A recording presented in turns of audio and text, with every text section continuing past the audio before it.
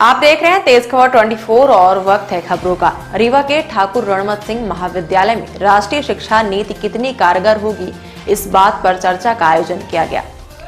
परिचर्चा का शुभारंभ मुख्य अतिथि विधानसभा अध्यक्ष गिरीश गौतम के द्वारा किया गया है, जहां कार्यक्रम अध्यक्ष के रूप में सांसद जनार्दन मिश्रा भी मौजूद रहे।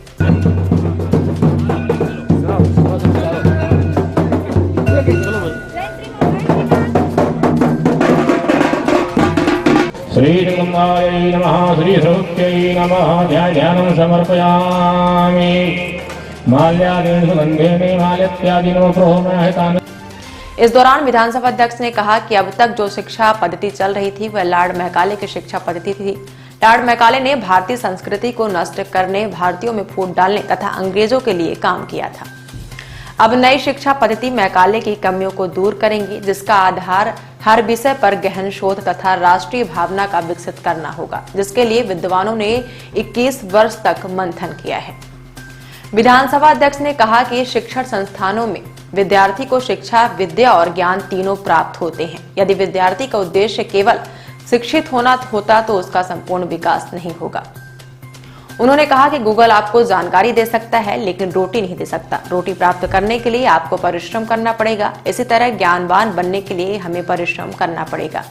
जिस तरह से फल को नीचे गिरने के कारण की जिज्ञासा ने न्यूटन को गुरुत्वाकर्षण की बल की खोज का श्रेय दिया है, उसी तरह हमें अपने जीवन में हर पल कुछ नया खोजने की आवश्यकता है।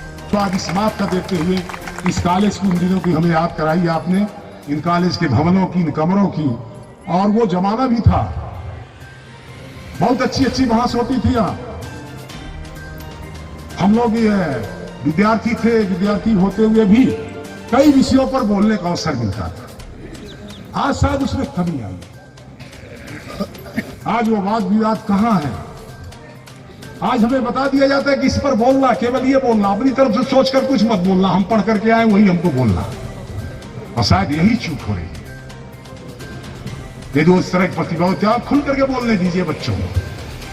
जब वो आप मन की बात निकालेंगे, उससे बहुत सारी चीजें निकलती हैं, निकलने दीजिए उन चीजों को। और फिर आप हमारी जिम्मेदारी है कि सार सार को गह रहे, थोथा दे उड़ाए, ये हम ही तो जानते हैं। और इनके ज्ञानवान बनाने का मैं एक बात और कहना चाहता हूं। हमारे यहाँ बघेली में वो लोकल का कह रहे थे कि लैंग्वेज लोकल हो, बिजनेस ग्लोबल हो, तो लोकल से भी हमारे यहाँ ही तो है। करत करत अभ्यास से जड़ मत हो, सुजान कराओ अभ्यास, इनको अभ्यास करने दो। जिज्ञासा के आधार पर इनको अभ्यास करने दो, और अभ्यास से इनसे बड़ा ज्ञानवान कोई नहीं बन सकता। इसी बात को कहते हुए बात समाप्त। जय हिंद, जय भारत। नॉलेज है, शिक्षा है, विद्या है, ज्ञान है। शिक्षा से भी हम ज्ञान प्राप्त करते हैं, विद्या से भी ज्ञान प्राप्त करते हैं।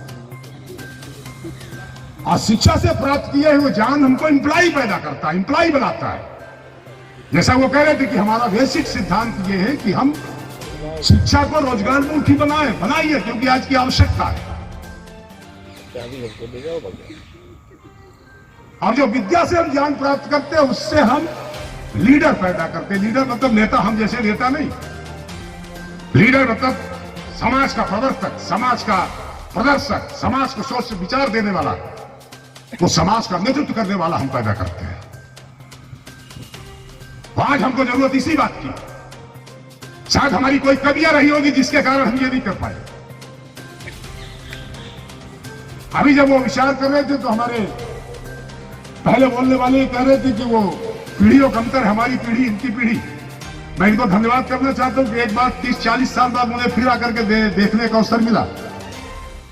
ये पहले साइंस कॉलेज हुआ करता था, मैं यही पढ़ता था साइंस कॉलेज, बीएससी 3 साल की डिग्री यही प्राप्त की।